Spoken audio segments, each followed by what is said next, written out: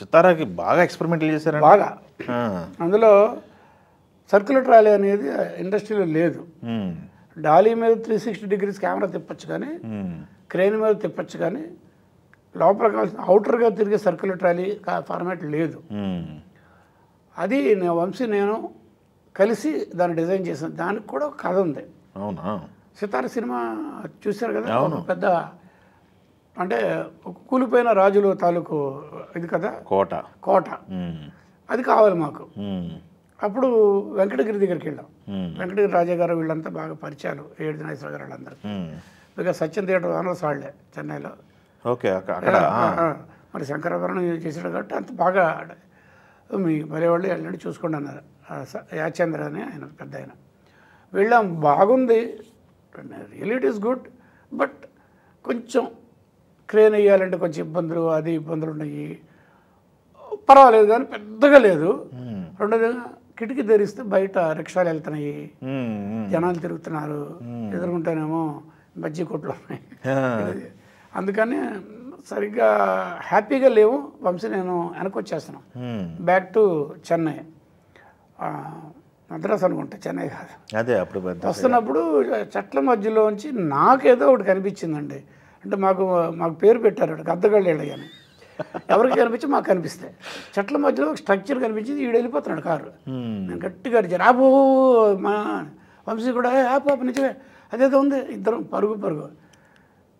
మాకు ఒక చిన్న తమాషా అయిన సర్కస్లో బఫులో పరిగెత్తాం అనమాట. ఇలా గబగ పెళ్ళిపోతే ఏంటి వీళ్ళిద్దరు ఏంటి అని చూస్తూ ఉంటారు మిగిలిన అందరం. పరిగెత్తుకెళ్తే అది ఉందన్నమాట.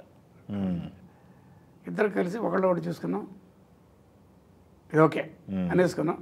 అనుకున్న తర్వాత లోపలికి అన్నీ తిరుగుతున్నాం, అక్కడక్కడ అంతాను. ఇంతకంటే డెప్త్ లేదు. ఫ్రంట్ డోర్ దగ్గర ఇంతకంటే లేదు అసలు. వెనకాల గోడ ఉంది, పక్క నుంచి పైకి మెట్లు ఉన్నాయి, ఇంకేదో ఉన్నాయి. ఆ తర్వాత ఏంటంటే ప్లేగ్రౌండ్, పెద్ద ప్లేగ్రౌండ్ వెనక అసలు గోడ. ఏంటంటే ఆ రోజుల్లో రాజావాళ్ళు బ్రిటిష్ వాళ్ళతో పాటు హార్స్ పోలో ఆడేవాళ్ళంట. గుర్రాల మీద ఉండి స్టిక్ పట్టుకొని, దానికి ఇది గ్రౌండ్. దాని ప్లే గ్రౌండ్కి ఇది పెవిలియన్. ఓహో, ఎంట్రీ. ఓకే. బట్ మాకు బాగుంది, డెప్త్ లేదు, ఏం పర్లేదు అనుకొని మొత్తం అన్నీ చూసుకున్నాము. చూసుకొని ఇక్కడే చేద్దాం అనుకొని స్టిల్స్ది అన్నీ తీసుకొని పైకి వెళ్ళిపోయాం. 4 పగోడాలు ఉంటాయి చూసారా సాంగ్, జిలిబిలి పలుకుల సాంగు కదా, 4 ఇవన్నీ ఉంటాయి. అక్కడికి వెళ్ళి చూసుకున్నప్పుడు ఈ మాత్రం టాప్లో ఇంత స్థలం ఉంది. అప్పుడు వంశీ అన్నాడు, రఘు మనం ఒకటి అనుకున్నాం కదా, అది ఇక్కడ చేద్దాం అన్నాడు. ఏంటంటే మేము ఇద్దరం కలిసి ఒక ఫెస్టివల్ సినిమా కదా, ఇండియన్ సినిమాని వెళ్ళాము. మాకిద్దరికి విపరీతంగా నచ్చేసింది. 36 చౌరంగి లేన్ హిందీ సినిమా. అపర్ణ సేన్ అని అక్కడ బెంగాలీలో మంచి హీరోయిన్, అందగత్య. ఫస్ట్ టైం డైరెక్ట్ చేసి దిగింది. సబ్జెక్ట్ ఏంటంటే జెన్నిఫర్ కపూర్ అంటే శశి కపూర్ పెళ్లి చేసుకున్నాడు అంగులండి అని. ఆవిడేమో ఓల్డ్ ఏజ్ క్యారెక్టర్, ఇద్దరు యంగ్స్టర్స్ ఉంటారు, పేయింగ్ గెస్ట్ అంటారు కదా. ఈవిడ ఇస్తుంది అకామిడేషన్. ఈ అమ్మాయి ఉన్నప్పుడు సీన్లో ఉన్నప్పుడు, ముసలావిడ సీన్లో ఉన్నప్పుడు సినిమా బ్లాక్ అండ్ వైట్లో ఉంటుంది, వీళ్ళిద్దరు కలర్లో ఉంటుంది. ఓహో, మిక్స్ చేశారు. అద్భుతమైన కాన్సెప్ట్ అది. మాలాంటి వాళ్ళగా ఈ విజువల్ పిచ్చ కదా మాకు, కాన్సెప్ట్స్ ఫ్లాట్గా ఉంటే మాకు నచ్చదు కదా, సంథింగ్ స్పెషల్. ఇది మనసులో పెట్టుకున్నాం కానీ ఎక్కడ ఏంటి అక్కడ వంశీ ఏమయ్యా మనం కొన్నది ఇక్కడ చేయొచ్చు కదా అన్నాడు. చేయొచ్చు అంటే ప్లాన్ ఏంటంటే ఆ పైన ఉన్న దాంట్లో ఒక రౌండ్ టేబుల్ ఉంటుంది, అంత పెద్దది. ఒక 5-6 రాజులు కూర్చొని మంచి డ్రెస్సులు గిస్సులు అన్నీ ఉంటాయి, ప్యాకెట్ ఆడుతుంటారు. ఈ ఇది ఉంటుంది సిగరెట్లు కాదు, సిగార్. దానికి వెనకాల కూడా గోల్డే.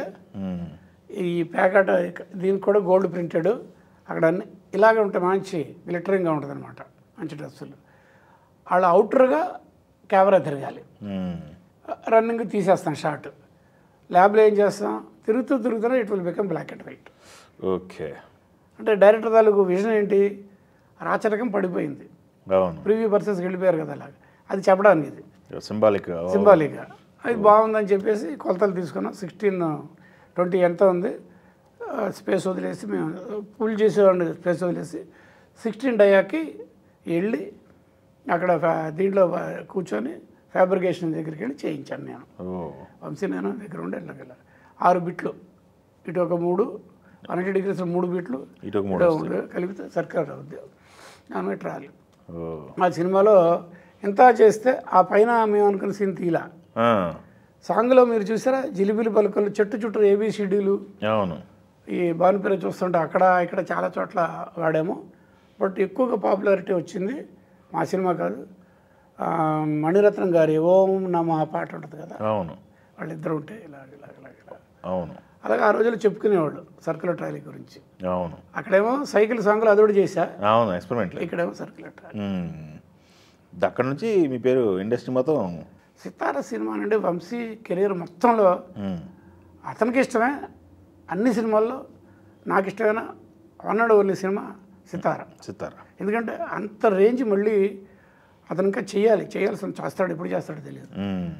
నాకైతే పూర్తి సాటిస్ఫాక్షన్ ఇచ్చిన సినిమా అది, as a cameraman, as a total project. Okay. దానికి కారణం ఏంటంటే డే ఫర్ నైట్ అంటారు, అంటే రాత్రి పూట సీన్లు ఉన్నాయి, అది పగలు తీసి నైట్ అని స్క్రీన్ మీద అనుకోవాలి, మీరంతా ప్రేక్షకులు నమ్మించగలగాలి. ఓకే. అది దాన్ని డే ఫర్ నైట్ ఫోటోగ్రఫీ అంటారు.